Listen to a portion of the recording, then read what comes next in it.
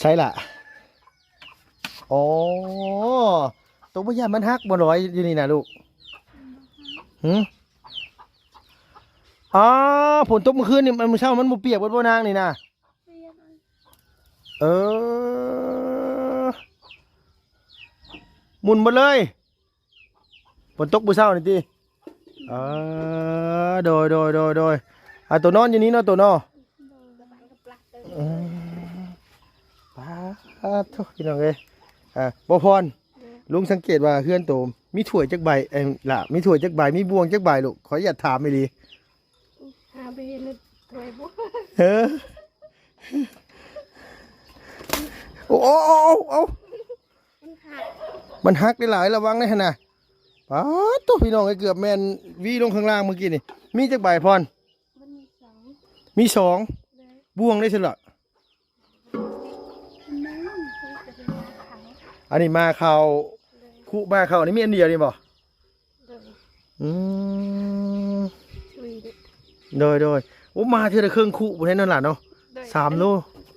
เมื่อเช้านี้1ก็ได้แต่ว่ากินหมดเลยมาโดยกินรถหลายกินรถคือมีอันนี้กินเลยกินรถ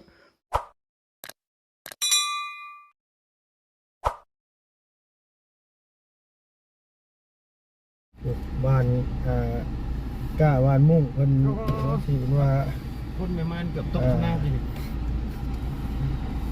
เฮ็ดให้เฮ็ดนะบ่ดีออกมาแล้วโอ้สบายดีเด้อบ่ดีเด้อโดยสบายดีสิกลับมาใหม่อยู่บ่เดี๋ยวลงไปเลยเดี๋ยวเข้ามาโอ้โดยบ่กลับมาน่ะไปหาน้องเพิ่นอยู่หน้าเด้อเพราะว่าสิพาน้องเพิ่นออกไปนะน้องไปหน้าบ่โดยโอเคเพราะว่าพี่น้อง FC ว่าไปเบิ่งอยู่ให้น้องนะว่าซั่นว่าไปเบิ่งไปถึงอยู่บ่ล่ะบ่นี่แหละไปถึงจังหวะครับบ่ถึงก็สิค่อยสิพากลับออกมาก็ได้ดอกโอเคโดยสิเข้ามาใหม่โดยสิพาไปปลูกให้บ่บ่ไปนำเข้าให้ได้มื้อนี้น่ะเพราะว่ายังฝนตกได้มื้อคืนนี่น่ะน้องผมว่ามื้ออื่นบ่มื้อนี้ได้ซะมื้อนี้บ่ได้ปลูกบ่ได้ปลูกบ่อยากให้ไปเห็นไปเห็นวิธีเบิ่งซื่อดอกแบบว่าเพิ่นเฮ็ดแบบใดหั่นน่ะโอเคโดยเข้ามาใหม่ไปหากินข้าวก่อนโดยจะคลิปแหละเฮ้ยคลิปนี้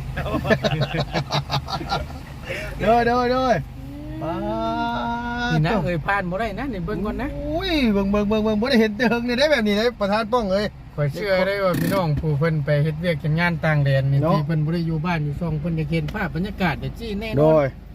เดี๋ยวค่อยลงไปเบิ่งกันลงไปเบิ่งกันพี่น้องเอ้ยโดยตัวระหว่างทางพี่น้องเอ้ยกำลังสิเข้าไปบ้านอันว่าเทอมใหญ่เนาะพอดีมาเห็นนั่งเอื้อยเพิ่นกำลังสิว่านก้าอยู่ตกก้าอยู่โอ้ยเอาสบายดีเด้อโดยสบายดีโอ้มื้อคืนนี่ฝนตกแห้งบ่อยู่บ้านเทอมน้อยนี่ลงมาเช้านี่มื้อเช้าบ่โอ้หมายความว่าลงมามื้อเช้านี่ตอนนั้นฟ้าสีแจ้งนี่เนาะโอ้โดยวานจักตาเมื่อนี่คิดว่าสิวานจักตา2มื้อนี้วาน2 ตาเนาะเดี๋ยวอยู่บ้านเทิมน้อยนี่บ่เจ้าขอจะถามแน่ท้องบ่เอ้ยบ่ท้องบ่เอานึกว่าท้องเนาะเห็นว่านึกเขาเจ้าท้องอยู่เมื่อกี้นี่เขาเจ้าว่าโอ้ไม่ม่านบ่นั่นว่าซั่นว่าโดยแต่งงานนี่ยังนี่แต่งแล้วได้ลูกจักคนแล้วเดียวอ๋ออันนี้เป็นพี่น้องกันบ่หรือว่าไผ่น้ำกันหรือว่าจังไดอันนี้เห็นไผ่น้ำกันอ๋อเป็นลูกไผ่เฮือนเดียวกันโอ้โดอันนี้หน้าปูบ่หน้าผู้เฒ่าบ้านลุงนี่สิเป็นพ่อเฒ่านี่คือพ่อของแม่บ่ล่ะหรือว่าพ่อของผัวน่ะหน้าปูอ๋ออยู่ว่าพี่น่ะเอิ้นพ่อเฒ่าบ่ล่ะโอ้เจ้าอายุกี่ปีขออย่าถามแน่19 ปี19 ปีโดยหมายความว่าเอาผัวแต่จักปี17ตอนนี้มีลูกมีหญิงผู้ชายยิงโอ้มีลูกสาวผู้นึงโดยพี่น้องเอ้ยอันนี้เพิ่นฝนตกมื้อเช้าว่าซั่นว่าอันนี้นี่คือเป็นลูกไผ่เฮือนเดียวเลยเนาะเจ้าหมายความว่าหน้าทงกว้างตัวนี้เนาะทางปูกับยานี่เนาะ เออโดยพี่น้องไอ้เพิ่นผู้เขียดน้อยกันกบน้อยห้องกันแซวอยู่แต่กันสวดเถียงนี่หลังไหนหลังนี่บ่อ๋อหลังพุ่นโอ้โดยเจ้าพี่น้องเอ้ยทางกันว่าน้องๆเพิ่นวานกล้าเนาะพี่น้องเชื่อเลยว่าพี่น้องทางต่างประเทศอีพ่ออีแม่เฮาผู้เพิ่นไปจากบ้านจากเมืองไปแต่สมัยตะกี้เนาะพี่น้องเพิ่นเห็นบรรยากาศยามฝนตกมาสิแหละเนาะพี่น้องน้ำเต็มท้องไร่ท้องนามาหวานก้าหวานมุ่งกันแซวอยู่คิดฮอดบ้านเฮาเมืองเฮากะเบิ่งเอาเด้อพี่น้องเด้อในซ่องลุงเฮิมมื้อนี้เพิ่นกำลังสิตกก้าว่าซั่นว่าพ่อปู่แม่ย่าเพิ่นเนาะไปพี่น้องมีแต่สิเดินทางเข้าไปพุ่นแหละพี่น้องไอ้บ้านเทิมใหญ่เนาะพี่น้องโดยต้องมีตู้แล้วมาจะหาเห็ดปวกมาจากพี่น้องเลยนะกำลังสิเข้าไปบ้านพระเจ้าพอดีถ่ายคลิปเมื่อกี้นี่เพิ่นนั้นว่าวานก้าวานมุ่งอยู่อันว่าฤดูกาลเฮ็ดไร่เฮ็ดนาฝนตกโอ้ยพี่น้องเมืองพลานไส้เฮาโอ้ยโดยสบายดีแม่ บายดีเด้อไปไส ไป นั่น ไหน ไปหน้า นึกว่าเราสิเข้าบ้าน จะยึดทับไก่ไหม เราย่านนะพี่น้องเอ้ยเนี่ยเนี่ยเราย่านนะ เล่นดาวเอิญในผาอยู่หันผาเด้อ บ่แม่นเราเอิ้นบอกลูกเราลบรถเฮาบอกว่าเราย่านมาเฮาสิเอาลูกเราไปแม่น่ะประธาน โดย ไปฮู้อยู่แล้วว่าอันนี้น่ะ เบิ่งเด้อรถใหญ่ไปข้างหน้านั่นว่าติ เอ้าพี่น้อง พอดีก็ดีเด้อเรา พี่น้องเด้อบัดสุขุสุคนสวัสดีพี่น้องระหว่างในและก็ต่างประเทศนำเด้อเนาะมาพบมาพ้อกันอีกแล้วพี่น้องระหว่างเดินทางพี่น้องเอ้ยก็ได้เก็บภาพบรรยากาศอันว่าทางน้องเพิ่นอันว่าวานก้าบานมุ่งเมื่อกี้นี่โอ้ยพี่น้องเนาะสะอ่อนซ่อนจิตน้ำในใส่ซอยเต็มท้องไร่ท้องนาอยู่เลยพี่น้องเอ้ยน่ะอีพ่ออีแม่เพิ่นที่เพิ่นไปต่างประเทศอยู่ทางเมืองนอกเมืองหน้าเนาะพี่น้องถ้าบ่มีโอกาสกลับประมาณมาส่องกับเบิ้งในส่องนุ่งเฮิมก็ได้พี่น้องเนาะฤดูกาลเฮ็ดให้เฮ็ดหน้าอยู่บ้านเฮาเมืองเฮาตกฤดูกาลนี่ก็บ่มีหยังหลายนะพี่น้องมีแต่เฮ็ดให้เฮ็ดหน้าไถหุดให้หุดหน้า มุ่งหน้าเข้าสู่ฤดูทำให้ทำนาเลยคอยว่าบ่แม่นเราเอิ้นลูกเด้อ เอิ้นผัวแล้วบ่ คอยว่าเอิ้นผัวแล้วน่ะผัวจอเราให้มาจัก โดยก่อนโอ้ยน้ำพี่น้องเอ้ยสะอ่อนเด้เนาะสะอ่อนน้ำตกมาฟ้าห้องพี่น้องเอ้ยอึ่งออกทำสิอันเฮ็ด ตกเพลงก็ดี เขาเจ้าว่าตกแห้งในมื้อเช้านี่นักอีหรอกเขาเจ้าว่า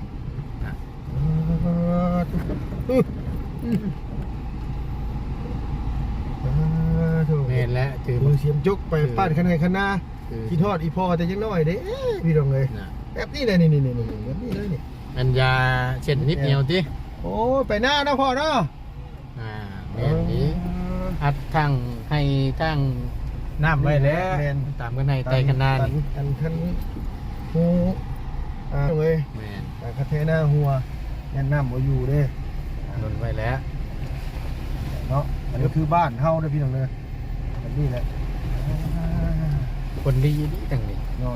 เพราะมันจะไปตามเมฆตามยังอะไรประธานเลยครับเบิ่ง โดย อันนี้ตกมื้อเช้านี่เลยครับเบิ่งนี่แหละเนาะ ทางบ้านเฮาก็ตกอยู่แต่ว่ามันบ่ฮิ ดอย อยู่ทางบ้านเฮา ปัดใจพี่น้องเนาะไปพี่น้องเอ้ยจังว่าเขาเจ้าตึกปลามาจักอยู่หั่นนั่นว่าน้ำ ฝนตกเองนี่เนาะ โอ้น้ำครัวเขาเจ้าตึกอยู่แล้ว โดย จะสิเป็นได้ถ้าเบิ่งกันพี่น้องเนาะโดดไปโอ้ยพี่น้องเอ้ยมาระวังทางเมื่อกี้เนาะเขาเจ้าตกกล้าตกมุ้งกำลังสิเตรียมกล้าเตรียมให้เตรียมหน้าไว้เตรียมลำให้ดำหน้าแล้วพี่น้องอยู่บ้านเฮาเมืองเฮาเนาะป้าตกฝนตกบ้านเฮาเมื่อคืนนี่สะเมนแห้งคักแห้งแน่พี่น้องเอ้ยป้าโอ้ยลมซะเนาะย่างไหมเด้อสบายดี เป็นยังไงล่ะฝนตกมือเช้าอันว่าบนเปียกบ่เฮือนเปียกบ่เลยป้าโธ่ใส่ผ้าขึ้นเบิ่งแน่อุ้ยเกิดผู้สาวพี่น้องเอ้ย ตีนน้อยๆเคยสิเกิดบักใหญ่เออโดยเปียกหมดเลยบ่พรเมื่อคืนนี่น่ะ เปียกหมดตอนไอ้มาเมื่อเช้านี้ตอนที่เรามาไม่เห็นมันเปียกมันมีน้ำมั้ง เอออันที่กู้นี่คืออย่าให้มันแห้งบ่ โดย ตาเอาอันมาโอ้อันพ่อแม่ไปใส่ เขาเลยไปหาย ไปให้ เลย เพิ่นไปเฮ็ดหยัง ไปเสียยา อ๋อไปเสียญญา เลย คือเพิ่นไปอันว่าเตรียมอันเสียญญาเฮ็ดปลูกข้าว เลย เอ เพื่อจะได้ อ สักหายเลย มื้อสักให้ เลย ว่าสิชวนไปอยู่ได้มื้อนี้น่ะอยากไปเบิ่งอยู่นะ ไปหาย เออ ด้านรถไอเขาก็ได้ เอ้า ย่างไปได้เหรอย่าง ไปเนาะพากันยังไปเบิ่งเนาะ เลย บ่อยากไปอีหลีเลยว่าจากใจเลยได้อนี่น่ะเออแต่มื้อนี้ไปซักเนาะ เลย คือมื้อนี้เนี่ยไปเตรียมไว้ซื่อ เลยเสียยา อ๋อมื้ออื่นนี่บ่แม่นหยังเพื่อมามื้ออื่นสิได้ตามไปพูดน่ะต้องไปเบิ่งก่อนไปเบิ่งทางก่อนแห้งมันบ่ฝนตกมื้อเช้านี่ แห้ง อืมอันนี้แห้งอันมาบุอันชาติอิหยังพี่น้องเอ้ยหญ้าเพิ่นเอิ้นหญ้าเนาะหญ้าแห้งเพอยู่สบายดีเด้อนางเด้อมื้อนี้อยู่เฮือนเบิดทั้งสองเลย น้องๆไปให้เบิดบ่พร น้องอยู่เพื่อนประมาณ ฮะ 4 คน น้องอยู่เฮือน4คนมื้อนี้นะ 4 คน 5 คนกับลูกน้อง เออป๋าทางลูกมาเมื่อกี้นี่ก็เจ้ากำลังหวานก้ากันเซลๆอยู่ เจ้ามีนาเนาะ ก็เจ้ามีหน้าอะไรหวานเนาะ เลย คือน้องบ่มีหน้าอะไรบริวาร ได้วาน ห่อนแท้พี่น้องเอ้ยฟ้าฝนตกมาหมื่นปลื้ดปื้ดป้าดอยู่เกือบเป็นตกขัวพี่น้องรถเมื่อกี้นี่ก็ได้ กินแล้วข้าว กินแล้ว กินข้าวกันยัง ต้มมีเหมือนกันนี่ ต้มมี เลย โอ้ยังเผ็ดอยู่ยังสืบผู้ภาพอยู่ข้าวเที่ยงนะกินแล้วบ่ข้าวเที่ยง กินแล้ว กินในลายเด้อจ้อยได้ตัวน่ะจ้อยพวกนั้นนั่นให้ซ้ำพวกนั้นน่ะอันอวบคือพวกนั้นน่ะ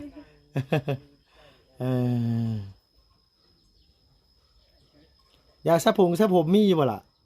แต่ผมบ่มีซื้อมาวันนี้5,000ได้5 อัน อ๋ออันว่าอันเป็นซ่องน้อยๆนั่น เลย ซ่องละฟันนั่นนะ เลย อ๋ออันขวดใหญ่หยังสิบ่มี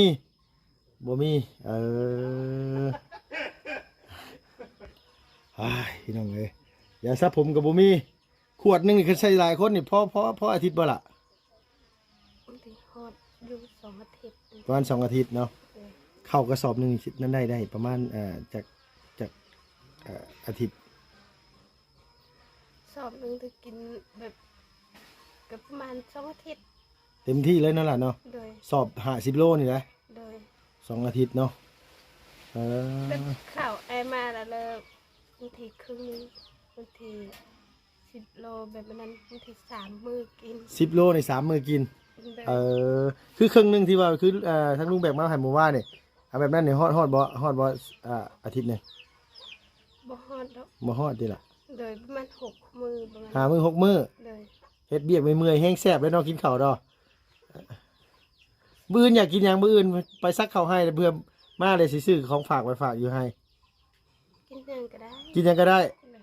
เอาเฮ้ยเอาเนี่ยที่ตัวอย่างเดี๋ยวเราได้แซ่บๆเลยเว้ยอิหยังก็ได้เนาะ เลย โอ้ยกมืออื่นซื้อซีนมาไปให้พรลาบอยู่ทงหุ่นเจ้าว่าคักก็จังนะพอเนาะพากันญาติกันกินอยู่ทงหุ่นได้พรไอ้ายถามตัวอีหลีตาตัวเขียนบ่ฮะ เอาไว้ บ่ได้เขียนบ่ ตัวเนี้ย บ่คนตานะ บ่ บ่ได้เขียนคนตาตัวคือเข้มแต่สละมันดำแบบธรรมชาติบ่ เลยมันยาว ยาวบ่ใช้รับตามมึงอ่ะเนาะคนตาน้องมันยาวได้พี่น้องเอ้ยปานนั้นก็ยังมีคนมาจีบบ่เฮ้ย บ่มี บ่มีอีหลีบ่พ่น เลย คำมาเลยนอน เลย ชูมือเลยบ่น้อง เลย บ่มีไผมาเอิ้นเลยบ่มีไผมาอยากแอวไว้ร่วมเลย เหตุผลตัวเขาฮู้ว่าเหตุผลเพราะหยัง บ่ฮู้ บ่ฮู้ เลย บ่ว่าผู้บ่าวในบ้านนี่สิบ่มีคนถึกตาตัวเจ้าคนแบบว่าเขาสิบ่มักตัวเลยจังซี่นะ ไม่เห็นแบบเพิ่นที่เขาหาน้องแถวบ้านก็บ่มี บ่มีเนาะอยู่ในบ้านนี่บ่มีเลย เอาแล้วคนก็คือว่าจบเจืออยู่พี่น้องเอ้ยปีนี้22เลยที่พ่อนตัวน่ะ โดยหรือว่าเป็นเพราะวันน้องถูกน้องกับบ่ฮู้ เป็นเพราะเฮาทุกข์ยาก โดย คนที่เขาทุกข์คือกันเฮาก็มีอยู่บ่แม่นบ่พอถึง ก็มีแต่ไปเห็นหมู่เขามีคนมาแต่ละมื้อก็นอนอยู่เฮือนยายพุ่นแหละเนาะ เลย ไฟฟ้าก็บ่ได้มีใช้เด้อพี่น้องน้องเพิ่นโทรศัพท์เครื่องหนึงก็บ่มีอย่างน้อยๆก็ตัวบ่ต้องแพงนะพี่น้องเอ้ยแบบว่าพอได้ติดต่อน้องมันได้แบบไปหันมานี่แล้วเฮาโทรทางเบอร์ไว้ว่าสิได้แบบว่าเฮามาหาแหละให้น้องเพิ่นมาสู่อันกระตูบ่ได้แม่นหยังซะลูกล่ะ วันนอน ฮะ วันนอน บ่นอนไผ วันนอนน้อง ขออนุญาตไปเบิ่งได้บ่ล่ะ ปะย้องได้ เดี๋ยวพี่น้องเอ้ยโทษด้วยนั่งเด้อทางลุงขออยากไปเบิ่งก่อนพี่น้องเนาะใช่ล่ะอ๋อตัวพยานมันฮักบ่ร้อยอยู่นี่นะลูกฝนตกเมื่อคืนนี่มันเช้ามันบ่เปียกบ่นางนี่นะ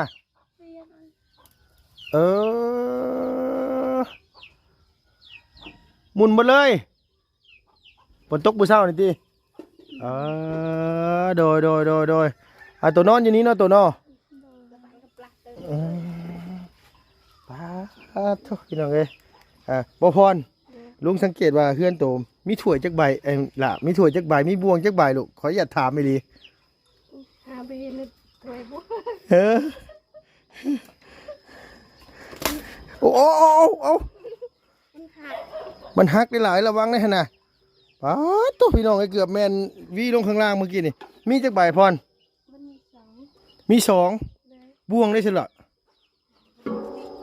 นั่งคือจะเป็นขาว อันนี้มาเขา เลย คู่มาเขานี่มีอันเดียวนี่บ่ เลย อืม ช่วยดิ โดยโอ้มาเท่าไรเครื่องคู่บนนั้นนั่นแหละเนาะ 3 โล เมื่อเช้านี้1ได้แต่ว่ากินหมดเลยมาไหม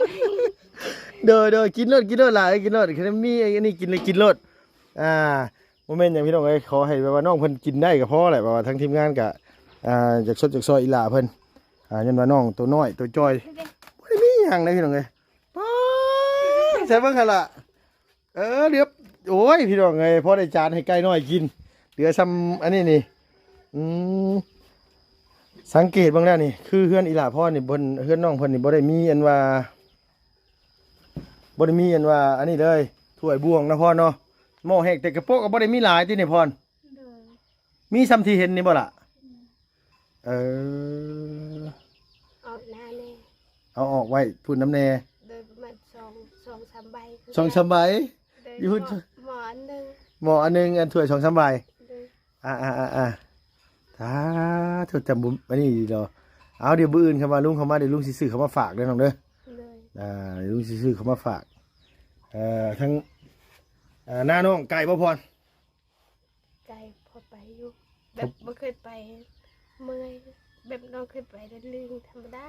ธรรมดา เลย คิดว่าจักรักซ้ำว่าย่างออกไปดิซ้ำว่าไปบ้านน้อย ใช่ไหม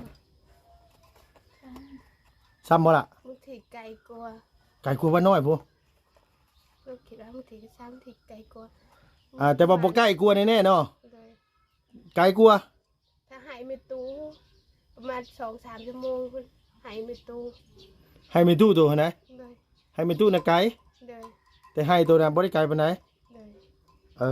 แต่ว่าสิไปนี่ไปให้ตัวแล้วว่ะมื้อน่ะ เลย ประมาณ 2-3 ชั่วโมงนี่บ่ธรรมดาเลยพี่น้องเอ้ย คือวันยางเมื่อยไปประมาณแต่6 โมงถึง7 โมง8 โมง ชั่วโมงไปแต่6 โมง เลย ฮอด7 โมง 8 โมงจังฮอด เลย อายะ มันไกล มันไกลเนาะ เลย ให้มีตู้ตัวหั่นนะ เลย แต่ให้เจ้านี่ย่างไปฮอดบ่ครึ่งชั่วโมง บางทีหอดชั่วโมงก็ไม่ บางทีฮอดชั่วโมงก็มี เลย แต่ว่ารถขึ้นรถหน้านี่แบบว่าขึ้นรถลุงนี่แบบว่า ไปบ่ได้ ไปบ่ได้ เลย ลุงขออย่าตถามไหมล่ะอันทางเส้นนี้นี่มันมีเข้าไปได้พุ่นมีบ้านโตะมีบ้านคนอยู่บ่ล่ะ โดยมี มันไปได้บ่รถนะรถ ไปได้แต่รถไทย ไปเลยแต่รถไถ โดย สมมุติว่าบ้านนั่นสิสมมุติลุงสิเข้าไปทางไหนมันจะง่าย ทางบางคนเขาง่ายกว่า บ้านยังเกาะ บ้านบางคน บ้านเมืองคูน โดยทางแกงจิบไป ทางแก่งจิ๊บ โดย อันอยู่ในเมืองพุ่นบ่ล่ะบ่ล่ะ บ้านนอกคือกัน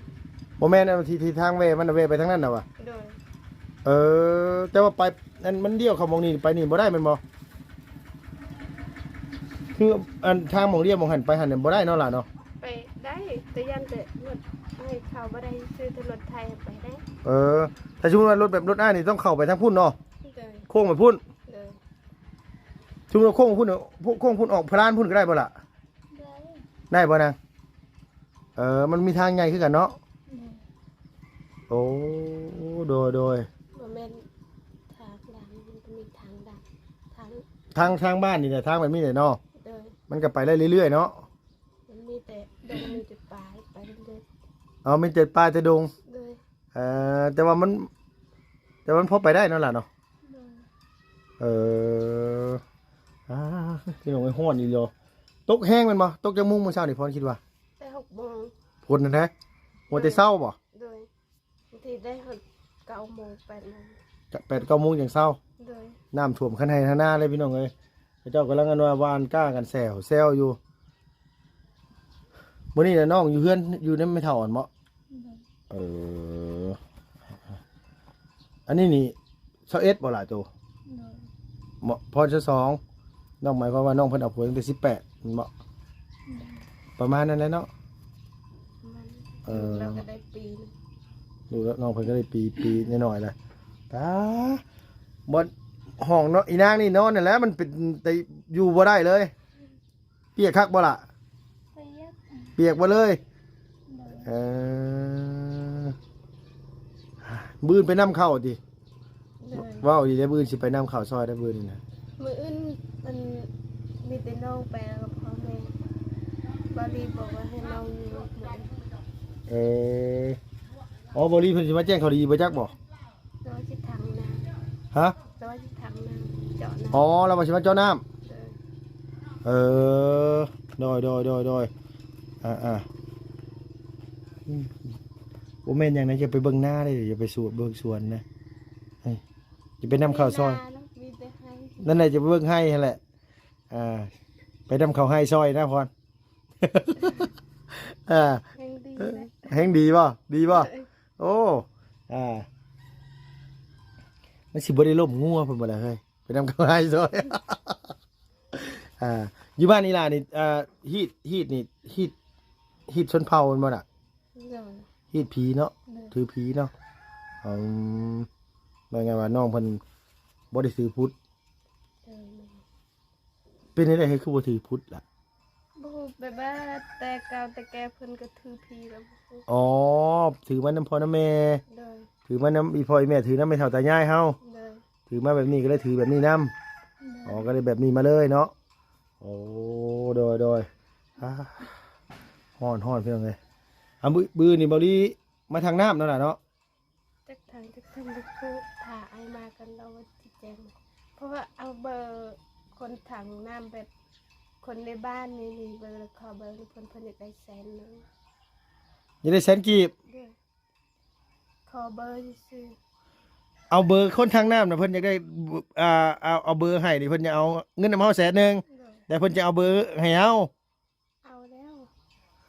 แบบน้องกันเอาน้ำลูกเราแบบพอเราบ่หาย เอาคือว่าจังซั่นเฮ้ย น้องก็บ่ฮู้ บ่ฮู้ว่าเพิ่นเป็นหยังเพิ่นบ่แม่นคนเฮาทั้งที่แบบว่าเอาเบอร์โทรศัพท์ไปซื้อเพิ่นสิหยังสิอยากได้เงินนำวะ น้องก็บ่ฮู้คือกัน บ่เฮาบ่ฮู้ว่าสาเหตุ เลย บางเทื่อนี่แหละพี่น้องบางเทื่อคือแบบว่าคนเฮาตั้งจิตตั้งใจบางเทื่อแล้วเพิ่นเห็นมาทางทีมงานเนาะมาซอยน้องพรน่ะเพิ่นก็คิดว่า อันนี้เดี๋ยวเพิ่นก็ไม่ได้ขอเบอร์กับเพิ่นก็ยังอยากได้เงินนำ100,000ว่าซั่นว่าเอา100,000ก็100,000แล้วจ่ายแล้วไปซะคันว่านี่ก็ได้มีแต่บอกว่าลีเด้อ บอกได้บอกอายได้เช้าอายมาได้เช้า บอกแล้วไปแล้วว่าเพิ่นอยากได้100,000 โดย บอกมันเป็นว่านี่เนี่ย คือมันอยู่ไกลพี่น้องไอ้เจว่าอันสร้างที่เจ้าน้ำอยู่ประจำทีมงานนั่นอ้ายเราอยู่ปู่อยู่บ้านอาทรายผู้นั่นน่ะขนาดนั้นบ่ยากหรอกแต่อันนี้มันสร้างอยู่พระลานนี่แหละว่าล่ะสร้างเจ้าน้ำ คือเรากับบางทีในทางพลานนี่แหละคอเบอร์ซื้อ ขอเบอร์ซื้อเพิ่นจะได้100,000 ๆเลยก็ไม่ได้เอาโทรศัพท์เพิ่นโทรคอแบบโทรศัพท์คนอื่นได้โทร โดยสมมุติว่าเฮาคือเจ้าขอเอาแต่เบอร์เนาะ เลย แล้วเจ้าเอามาให้ลุงโทรก็ได้บ่รีโทรก็ได้ไผโทรก็ได้เนาะ เลย แต่เพิ่นก็ยังได้100,000 เลย ให้เบอร์ชื่อจดเบอร์ให้10โตยังได้100,000พี่น้องเอ้ยตัวละ 10,000 กีบโทษน้ำใจคนเฮานี่บ่ธรรมดาพี่น้องเอ้ยป้ามีแต่ว่าลุงซื้ออันหยังวะมาว่าพี่น้องเอ้ยลุงซื้อข้าวปุ้นมาฝากป้ามีแต่ว่ามาเอามานั่งมามีแต่ว่าอันนี้แหละพี่น้องสิ่งหนึ่งที่ลุงเห็นอยู่ในเฮือนน้องพรนี่พี่น้องป๊าดต้นมะพร้าวพี่น้องเอ้ยจะเป็นตัดของมีตู้ทิ่มคักทิ่มแน่นับเบิ่งเลย10ปลายต้นพี่น้องตัดอันนั้นต้นมะพร้าวแล้วบ่พอได้พี่น้องเอ้ยเฮือนมีตู้ก็บ่ได้ไฟฟ้าเข้าน้ำมูซ้ำได้หั่นน่ะมื้อนี้ล่มเลยนาดเลยไฟฟ้าเข้าบ้านเขาเจ้าเฮ็ดกันมา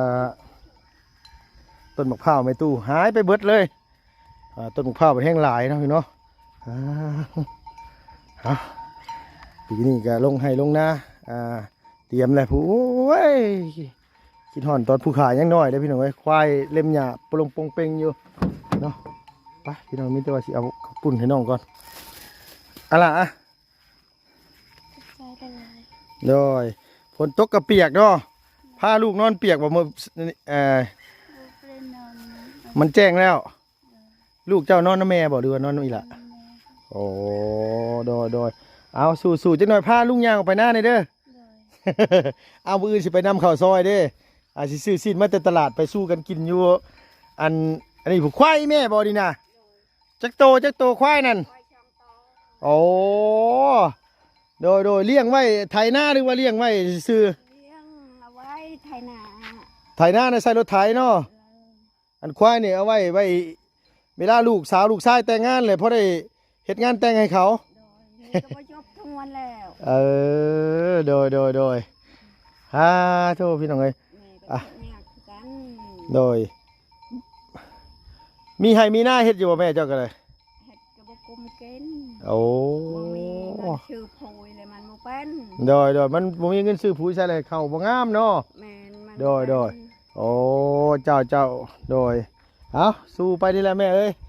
บ้านเฮาลงหน้าก็เฮ็ดหน้าพี่น้องเนาะสิหลายที่ต้นมะพร้าวนี่นะพี่น้องเอ้ยเขาเจ้าตอนต้นมะพร้าวประตูไม่ตู้ถิ่มกองเจ้งเพ่งอยู่โธ่เอาพี่น้องเอ้ยเนาะเนี่ยได้ก็ตามแต่พี่น้องเนาะอันนี้ก็ทางคุณลุงเขามาหาอีหลาพรเพิ่นระหว่างทางก็โอ้ยเฮ็ดอันว่าเบิ่งเขาเจ้าว่านก้าว่านมุ้งเนาะพี่เนาะเอาจังไหนลุงกะฝากพี่ฝากน้องนี่ได้เพียงเด้อเรื่องฟืนเรื่องไฟเรื่องเรื่องซ่านของอีหลาพรเนี่ยอยู่ในกินน้องเพิ่นเนาะพี่เนาะมีแต่ว่าให้ทางพี่น้องพิจารณาซอยกันสำหรับที่นี่ขอบคุณคุณผู้ได้ลายFC ผู้ยังจะดีบดสุธานพบพอกันมาอีกคลิปหน้าอีพี่หน้าเด้อเพียงเด้อสบายดีพี่น้องบดสุธานเนาะพี่เนาะโดย